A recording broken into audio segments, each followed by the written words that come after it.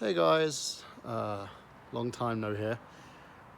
This is Michael Burhan, and it's been a while.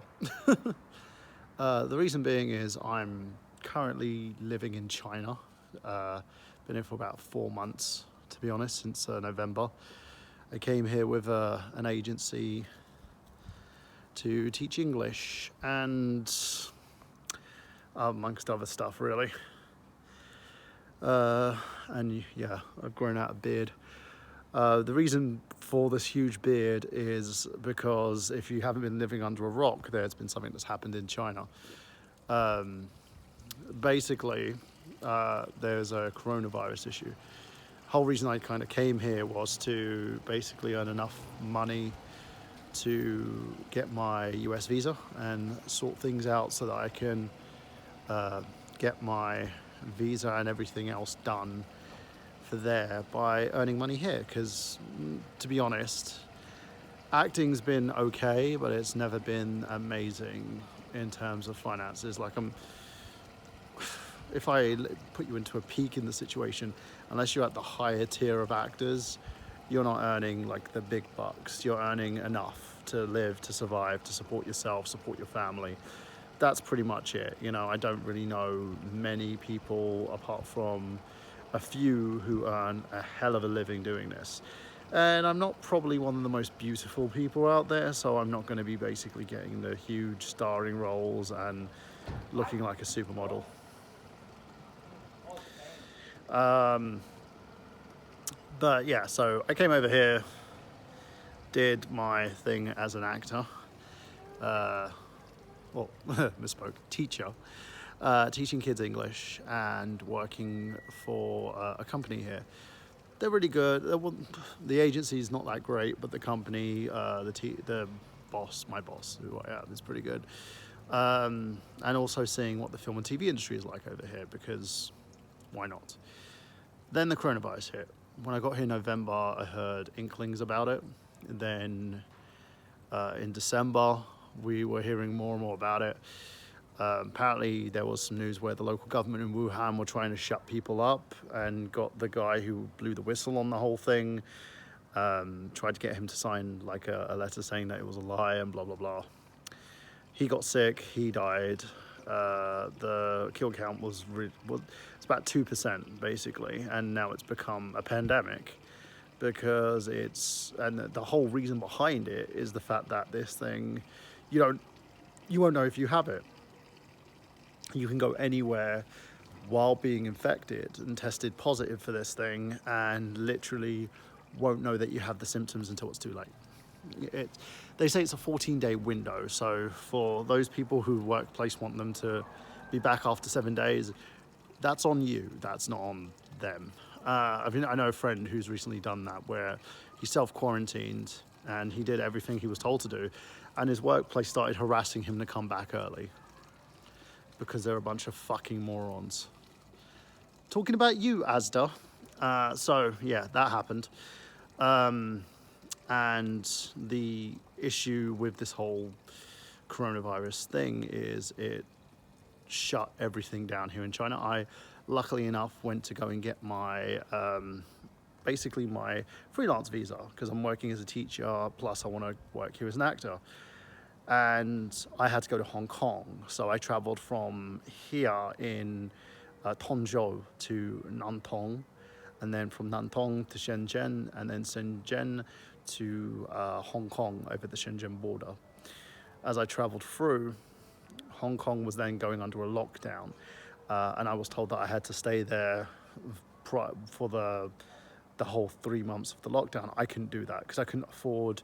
My money that I earn in China is useless in Hong Kong, so I would have to use British currency to make me survive there, and I didn't have enough to survive, so I basically hightailed it, paid 400 Hong Kong dollars, which is the equivalent of 40 quid, to get a cab to the border, crossed the border, got to Shenzhen, and then got a hotel for the night, and then took a plane back to Nantong.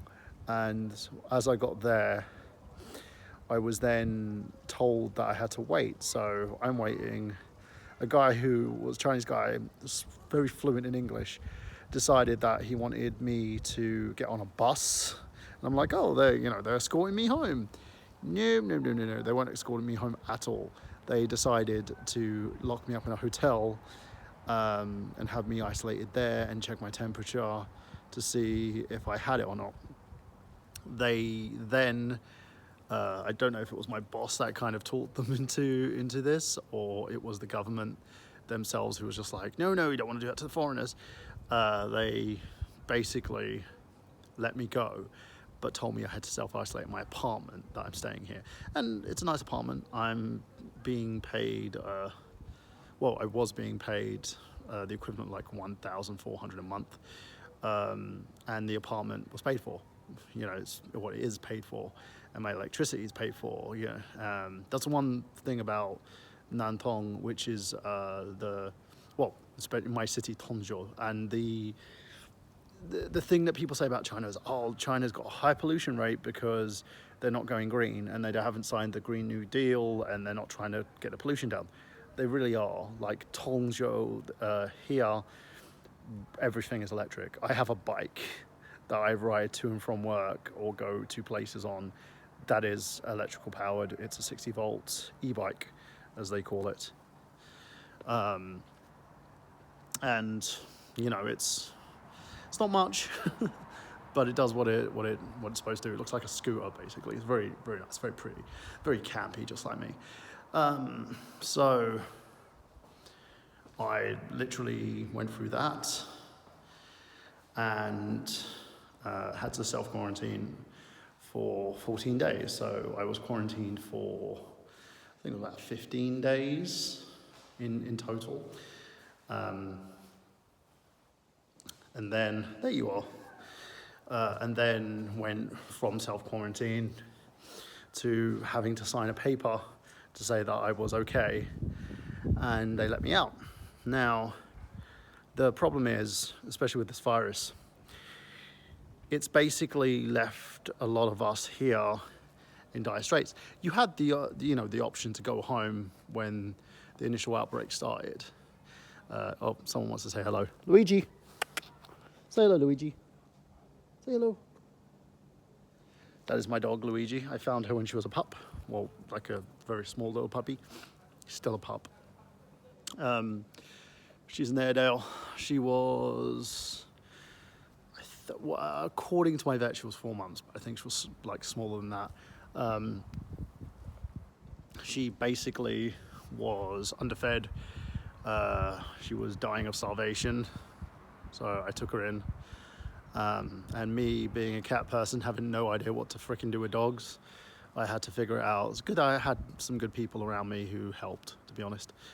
Sorry about that, I'm segueing back to the matter at hand. So yeah, we had the option to go back to the United Kingdom. Now, the outbreaks happened there in the United Kingdom. I chose to stay, and the majority of my reasons for staying here is my animals, my dog and my 2 cats.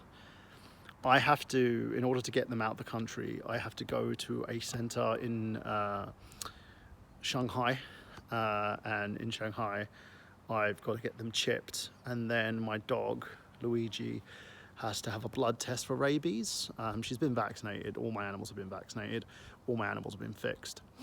Well, apart from Luigi. Luigi's not at the age to be fixed, so I have to wait. I think it's around about 6 to 7 months, sometimes 7 to 14 months, depending on the breed of dog, apparently, or depending on the dog themselves. So yeah, I couldn't get that done, so I was like, okay, I have to make a choice, so I chose to stay. Also in China as well, if you break your contract after you basically have the contract itself, you're in a lot of trouble. You can be banned from China for 3 years as a foreigner. Look it up if you don't believe me, that is the case. So yeah, I've been doing that. I had to figure that out, and so I stayed with my animals. Do I regret it? Not really, to be honest. I don't I love them, so they need me more than I need the UK. And to be honest, I was never happy in the UK to begin with. If you followed my channel, followed everything. So yeah, so this has happened. It's now spreading as a pandemic to the rest of the world. The United States have decided to cease all operations for the next 3 months. The UK is ceasing all operations for the next 3 months. Most people have been told to work from home. One thing that the Chinese government have done, and as a foreigner, it's really, they didn't have to do this for me. They could have just told me to go fuck off back home. They're paying my wage, but they're not paying my full wage. I'm getting the equivalent of like, I would say £600 a month, which is fine because it's enough for me to do my shopping and keep my animals fed. And finish like the string of vaccinations and stuff, and also put some money away to send home. For those looking to do this, my advice to you is be patient. They will probably, I'm hoping before the end of April, I'll be able to go back to work and start earning my proper wage again, for my animals and stuff. But the other thing I need to address is the misinformation that people are getting on this, and the hoarding. Like, look, I get it. You're scared. You don't know what's going to happen. You want to have enough supplies to feed you and your families, but think of other people too. People need painkillers. Cancer patients need painkillers. There are people who are in a more dire situation than you and I need stuff. When I did my shop, I made sure I shopped for enough so I could have some food in the apartment. I have enough to make sandwiches and stuff. I have enough dog food for Luigi. I have enough cat food for my cat Daisy and Samus. And that's enough. That's all I need. And I think as people, we need to stop panic buying and let people have their stuff. And don't be a dick. I get it, right? There are people who work in retail, and as someone who used to work in retail, customers can be assholes. The people that are around are trying to do their jobs. So be a good person, and just, help them, assist them by queuing or in an orderly fashion. Don't yell at them, and understand that they're being forced to work during this crisis. Imagine if you will, you being forced into your workplace when you know that there is a risk of getting infected and of your family getting infected, and being told if you don't come in, you will be reprimanded and you will lose your job. This is what retail staff are going through. So you need to understand this. And the one thing I do commend China for doing, and I do commend President Xi Jinping, whatever his name is, commend him for what he did, is he's looking after everybody. Not just the foreigners, he's looking after the people here. Everyone is getting their same basic wage, which is nice, but at the same time, it would be nice to kind of get more, and get the rest, including your commissions and stuff, because if you don't get your commissions, there is no way to live. The basic wage in China is 1,000 renminbi. I was getting 12,000, so I was basically on the rich side of it, because food is very cheap here. Sustainables are very cheap here.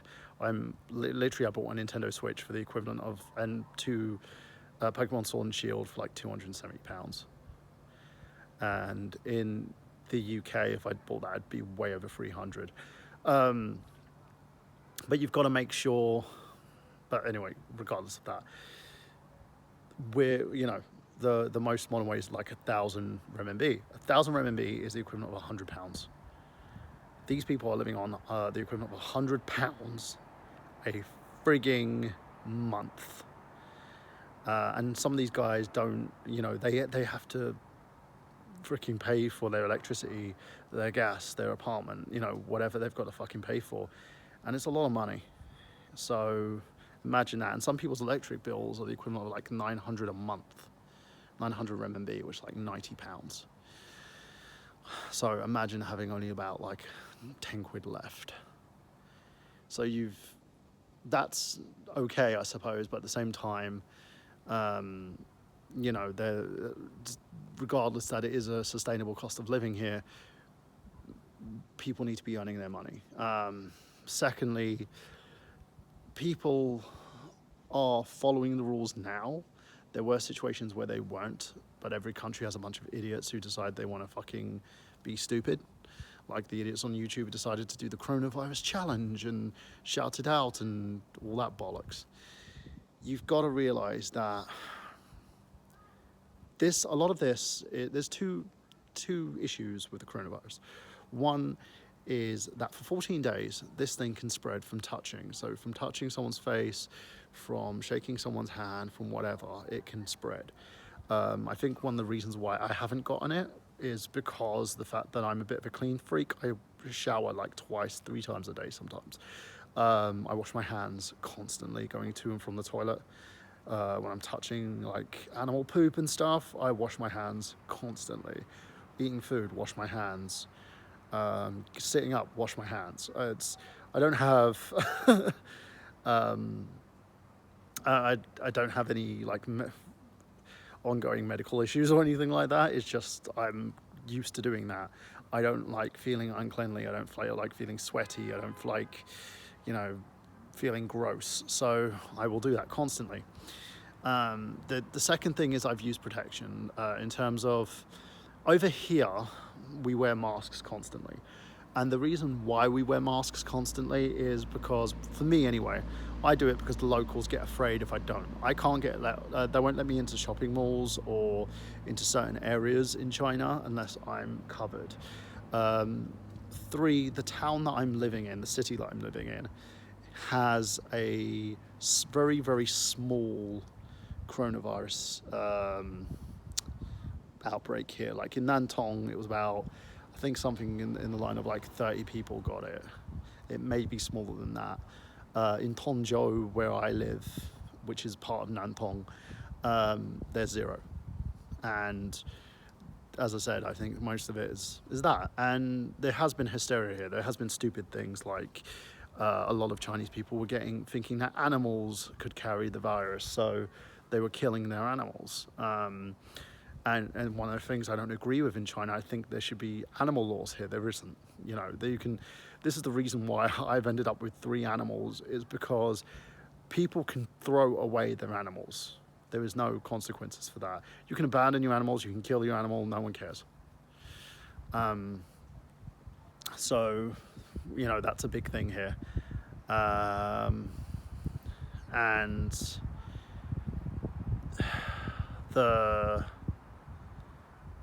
that again, it's not my. I've always been on the mindset is, when in Rome, do what the Romans do. I would never go and kill an animal, of course, but I can't chastise people on my way of thinking and my belief system when this is how they've lived for the majority of their lives. There are a lot of people in China who value their animals, who love their animals. I've got a vet across the road who literally gives me anything that I ask for and does everything he can for my animals. So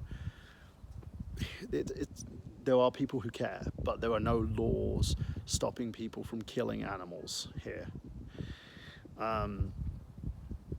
There was, you know, the thing in Wuhan as well. They have been putting laws into place to stop people from eating street animals, which is good. It means that, you know, the whole thing about Chinese people eat dog and cat, that's not going to be a thing anymore, because places like Wuhan and there's another place that does it as well, where they do like a whole month of fucking eating dog.